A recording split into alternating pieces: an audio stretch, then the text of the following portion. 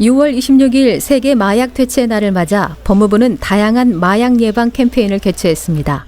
지난 20일에는 외부 전문가, 법무부 직원 등 약 80여 명이 모인 가운데 마약사범 재활 심포지엄을 개최했습니다. 1부에서는 마약사범 재활 정책의 성과를 발표하고 2부에서는 마약사범 재활 정책의 개선 방향에 대한 토론이 이어졌습니다.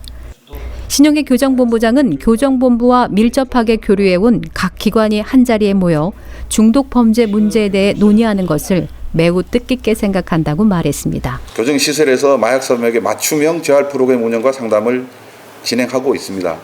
이 자리에 모이신 여러분들의 지혜가 모여가지고 마약사범의 재활을 돕는 길이 모색이 되고 마약 중독 문제에 대응하는 실효성 있는 방안이 마련되는 장이 되기를 저는 기대합니다. 26일에는 전국 교정기관에서 마약 예방 캠페인을 시행했습니다. 교정 공무원들은 민원인들에게 마약 중독의 심각성을 알리는 리플릿을 나눠주고 배너를 설치하는 등 마약의 경각심을 높였습니다. 또한 마약류 단속 거실을 검사하고 수용자에게 마약 중독 예방 교육 영상을 보여주는 등 마약에 대한 경각심을 높였습니다. 최근 10년간 마약류 사범의 단속 현황을 살펴보면 마약 범죄에 대한 강력한 처벌 및 단속에도 불구하고 23년도 마약 사범 단속 인원은 27,611명으로 역대 최고입니다. 학원과 마약 음료 사건, 청소년 마약 사건 등 마약이 일상으로 침투하는 것도 한 가지 원인으로 분석되고 있습니다. 제가 생각할 때는 사기가 너무 용이해졌다. 구입하는 게 너무 용이해졌다는 거죠. 그러니까 이전에는 우리가 뭐 누가 마약을 한다든지 그래도 어디서 구매를 해야 되는지 도대체 가격은 얼마인지 이런 걸 알 수가 없었고, 그다음에 우리가 생각하는 건 너무 불법이니까 무서워서 그걸 사야 된다는 생각 자체를 못 했던 거거든요. 그런데 요즘 이제 인터넷 발달, 스마트폰 발달, 또 사용하기가 용이해지면서 너무 구입하기가 쉬워졌다. 이제 이게 저는 첫 번째 이유라고 봐요. 세계 마약 퇴치의 날은 1987년 유엔이 지정한 기념일로 한국은 2017년부터 법정 기념일로 지정했습니다.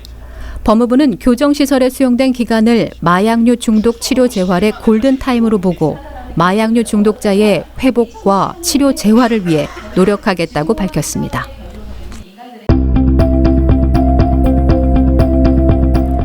제32차 교화방송자문단 정기회의가 지난 26일 서울 남부교도소에서 열렸습니다.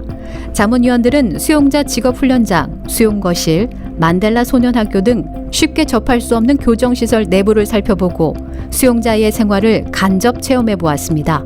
참관 후 이어진 정기회의에서는 수용자의 건전한 사회복귀를 위한 맞춤형 콘텐츠 제작 방안 등 다양한 의견이 오갔습니다. 교정시설 대체복무요원의 새로운 명칭에 대한 공모전이 개최됐습니다. 대체복무요원이 교정시설에 배치된 이유와 업무를 알 수 있고 참신하며 부르기 쉬운 명칭을 공모합니다.